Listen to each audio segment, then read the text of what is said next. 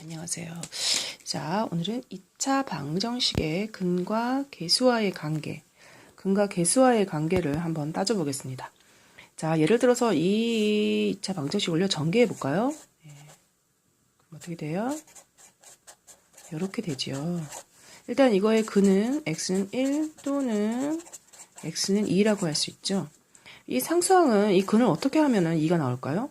두 근의 곱이라고 할 수 있고요. 여기 x의 개수는 두 근을 어떻게 하면 3이 나오죠? 두 근의 합이야. 근데 부호가 선생님 마이너스인데요. 그 두 근의 합에다 마이너스를 붙이면 됩니다. 자, 이걸 우리가 하나의 공식으로 이렇게 자리 잡을 수 있습니다. 언제 가능하냐면요. x제곱의 개수가 1일 때 가능합니다. 얘가 숫자가 있을 경우는 이게 성립하지 않습니다. 그러면 선생님 너무 국한적이잖아요. x제곱의 개수가 1일 때만 성립하면은 공식으로 쓸 것도 아니죠. 그래서 자 보세요. 10쪽에 개념 정리 10쪽에 인수분해 파트에서 이렇게 있습니다. ax제곱 밑에 맨 밑에 있습니다. bx 더하기 c는 0에서 두 근을 이제 알파와 베타라고 하자. 그러면 두 근의 합과 곱을 알고 싶어. 그러면 이렇게 하면 되죠. x제곱의 개수를 1로 바꿔버리면 되지. 그치? 그럼 x제곱 플러스 a분의 bx 플러스 a분의 c 이렇게 하면은 x제곱의 1이 바뀌면서 자 x의 개수 상수항으로 두 근의 합과 곱을 우리가 생각할 수 있다는 거죠. 그래서 두 근의 합은 뭐라고 말한다? 마이너스 a분의 b 마이너스를 붙인다고 했잖아. 두 근의 곱은 a분의 c 이렇게 우리가 하나의 공식으로 이제 자리를 잡게 됩니다. 이렇게. 그리고요, 또 알아야 될 게, 이렇게 2차 방정식을 작성하는 문제가 나옵니다. 두 근을 알파, 베타, 그리고 x제곱의 개수는 a. 이렇게 해서 2차 방정식 만들어 봐. 이렇게 문제가 나오면, 일단 x-알파와 x-베타라는 인수분해를 했다는 거죠. 그래야지 두 근이 알파와 베타가 나오죠. 근데 이렇게 해버리면 전개하면 x제곱의 개수가 1이 되죠. 근데 a가 되기 위해서 전체적으로 다 a배를 해줘버립니다. 등식의 성질을 이용해서. 그죠? 이게 등식이기 때문에. 그죠? 그래서 전체를 다 전개한 다음에 a배를 해주면 x제곱의 개수가 a가 됩니다. 이렇게 해서 여러분을 푸시면 되겠고요. 지금 한 게 11쪽 문제를 11쪽의 위의 개념을 한 거네요. 그 다음에요. 이게 있어요, 이제. 내가 삐뚤어지고 있었다. 미안. 두 근의 차라는 용어가 이제 처음 나옵니다. 이제 두 근의 차라는 거. 이 차는요. 큰 수에서 작은 수를 뺀 거예요. 작은 수에서 큰 수를 뺀 거는 차라고 안 하거든요. 그러면 두 근의 차는 일단 누가 더 큰지 모르기 때문에 알파 마이너스 베타의 절대값을 씌운 것을 두 근의 차라고 그래요. 근데 이거는요. 못 구하죠. 그래서 곱셈 공식의 변형 있죠. 합과 곱을 이용해서 쓰는 변형으로 들어가야 돼요. 자, 이거는요. 뭘로 빠지냐면요. 알파 플러스 베타의 제곱 마이너스 4 알파 베타가 있죠. 그렇죠?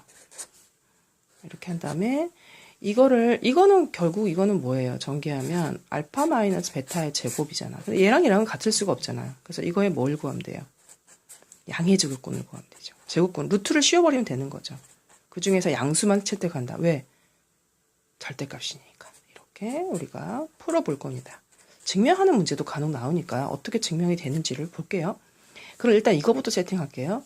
그럼 알파 플러스 베타가 뭐라고 그랬죠? 마이너스 a분의 b. 자, 가볼까요? 마이너스 a분의 b의 제곱 마이너스 4 알파 베타 a분의 c. 이걸 정리해 볼게요. 그럼 a제곱분의 b제곱. 그러면 a분의 4c. 이렇게 올라가죠? 통분하는 거야. a제곱으로. 그러면 b제곱 마이너스 여기 a배 해봐. 여기다 똑같이 a배를 합니다. 그러면 4ac. 그리고 이제 이걸 한 다음에 이거를 양의 제곱근으로. 그쵸? 이거의 양의 제곱근으로 이제 유출해야 되죠? 자, 이거의 양의 제곱근. 어떻게 돼요? 이상하게 사진이 나오네. 양의 제곱근. 양의 제곱근. 그러면 a제곱의 제곱근은요. 양수가 나올 수도 있고 음수가 나올 수 있기 때문에 절대값을 아예 씌워버려. 이렇게.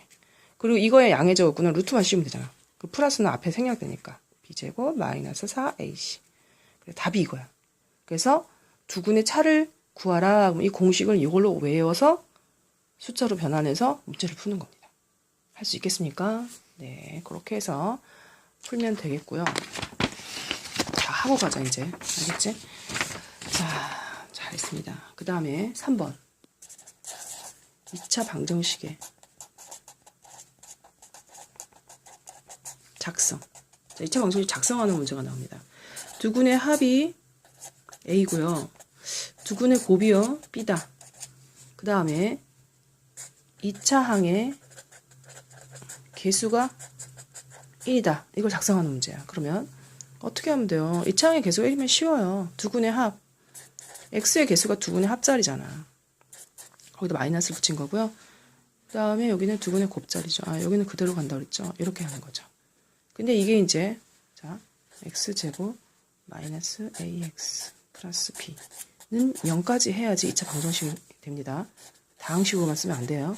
여기까지만 쓰면 다항식,는요 하면 2차 방정식. 이렇게 해서 이제 답을 얻어냅니다. 자, 이렇게 되는 거 보고 있고요.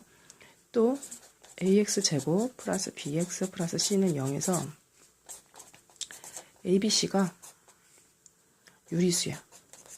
그러니까 뭐 분수나 자연수 뭐 이런 식으로 갔던 거야. 얘를 풀면은 풀다가 하나가 이렇게 나왔어. A 플러스 B를 2M. 그러면 또 하나의 근은 뭐가 될 수 있어요? 근의 공식으로 썼다면? 그렇죠. A 마이너스 B 루트 M이 나온다는 거죠. 이게 켤레 근이라고 합니다. 그 다음에요. 또 AX제곱 플러스 BX 플러스 C는 0에서 이번에는 ABC를 조금 확장했어. 실수야. 커봤자 실수입니다. 이건 2차 방정식은요. 허수로 시작하진 않는다고 얘기했죠? 예, 이렇게 하면 허수도 나올 수 있어. 했더니 허수가 나왔네. 이렇게 근이. 그러면 또 하나의 근은 이렇게 우리가 유추할 수 있다는 거죠. 이게 켤레 근이 되는 거죠. 이렇게 됐고요. 그 다음에 예제. 이제 한번 문제를 풀어볼게요. 다음은 복소수 범위에서 두 개의 1차 시계로 인수분해하시오. 이렇게 나왔어요. 이거 인수분해 안 돼요. 그러면 근의 공식을 쓰는 거야. 짝수근의 공식 쓸게요. A분의 마이너스 B 다시 풀마 루트 B 다시의 제곱 마이너스 AC 있죠. 짝수근의 공식. B 다시는 X의 개수를 2로 나눈 값 1 해서 짝수근의 공식을 쓰면은 마이너스 1 풀마 B 다시의 제곱 1 마이너스 AC 그러면 얼마예요? 마이너스 1 곱하기 마이너스 2 플러스 2 그러면 마이너스 1 풀마 루트 3이죠. 이거를 인수분해를 해서 거꾸로 들어가는 거야. 왜냐면 지금 문제가 이거를 복수수 범위에서 하랬으니까 이거 무리수 범위잖아. 뭐 할 수 있는 거죠. 무리수는 우리가 안 했단 말이야. 근데 이거는 이걸 가지고 거꾸로 이제 인수분해식으로 뭘 인수분해해서 이게 나왔니? 해서 들어가는 거예요. 그러면 X